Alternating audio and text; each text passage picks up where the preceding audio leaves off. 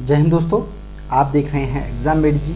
और इस वीडियो में मैं बात करने वाला हूं आपसे प्रश्न कहां से बनते हैं आखिरकार। क्योंकि सबसे पहले ये जानना जरूरी है यूपीएससी के लिए कि यूपीएससी के जो प्रश्न बनाने वाले जो प्रोफेसर्स हैं वो आधार क्या है आखिरकार उनका।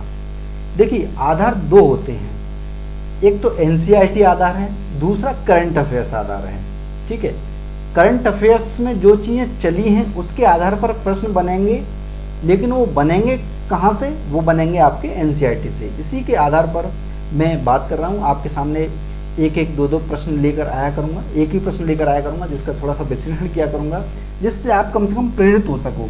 आप सो जाते हो, आप इधर की किताब उधर की किताब सारी चीज़ें पढ़ने लग जाते हो, लेकिन एनसीईआरटी नहीं पढ़ते हो।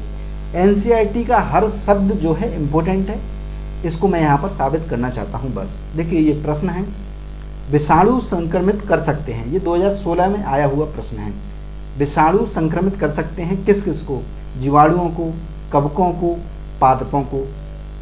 ठीक है, तो आखिरकार ये प्रश्न पूछा है, तो ये पूछा क्यों गया? ये एनसीईआरटी में दिया हुआ है, और उस साल जिस साल ये आया है प्रश्न, उस साल करंट अफेयर्स में सूक्ष्म जीवाणु संबंधित चीज़ें जो है, विषाणु संबंधित चीज़ें चली थी, सूक्ष्म जीवाणु संबंधित। इस वजह से ये प्रश्न पूछ लिया गया। ठीक है, अब इसको थोड़ा सा एनसीईआरटी में देखते हैं। ये एनसीईआरटी है आपकी 8th क्लास की साइंस की। ठीक है, जीवाणु विषाणु कहाँ पर पढ़ोगे आप? बायोलॉजी में ही पढ़ोगे। ठीक है, साइंस में पढ़ोगे। तो ये साइंस की है, दूसरा चैप्टर है 8th क्लास की का, जिसका नाम है सूक्ष्म जीव और मित्र एवं शत्रु। इसमें जब आप पढ़ोगे, पढ़ते पढ़ते हुए आओगे तो कुछ चीज़ें आपको दिखाई देंगी, मैं बताऊंगा आपको। डायरेक्ट दोस्तों, डायरेक्ट पूछा जाता है, लेकिन एनसीईआरटी आपको बहुत अच्छे ढंग से पढ़नी है, नोट्स बनाने हैं अपने। प्रश्न बार बार देखोगे पुराने पेपर, तब समझ में आएगा कि नोट्स बनाने कैसे हैं। ठीक है, यहाँ पर देखिए, ये जो है दिखाई दे रहा है विषाणु। ठीक है, विषाणु यानी वायरस भी सूक्ष्म होते हैं, परंतु वे अन्य सूक्ष्म जीवों से भिन्न होते हैं। वे केवल परपोषी में ही गुणन कर सकते हैं।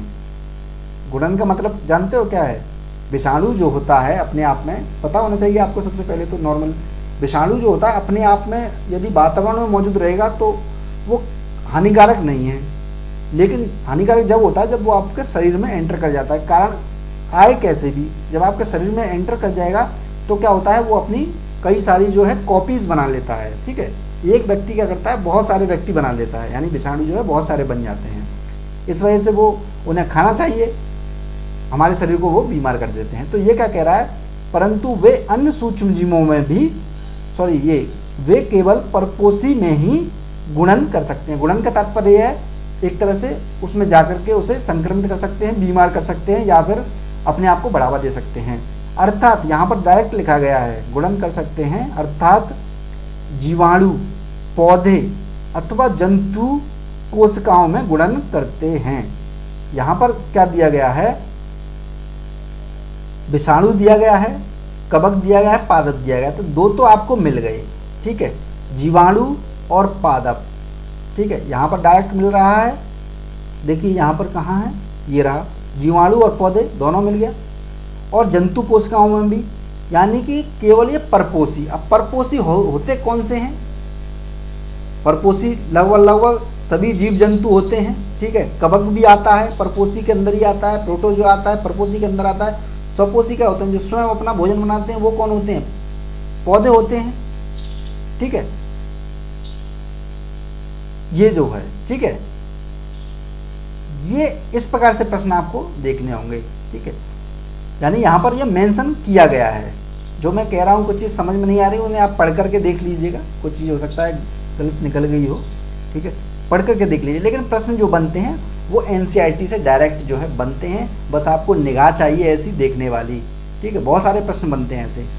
डिस्क्रिप्शन कमेंट बॉक्स में मैं डाल रहा हूँ, प्रीवियस ईयर के पेपर भी देख लीजिए, और एनसीईआरटी भी आप डाउनलोड कर लीजिए। नई वाली पर ज़्यादा फोकस करिए। ठीक है, वहीं से प्रश्न बार बार बन रहे हैं।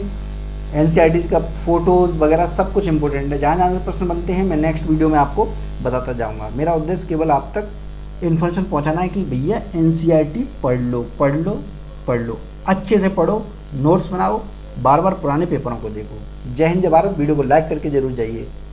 धन्यवाद।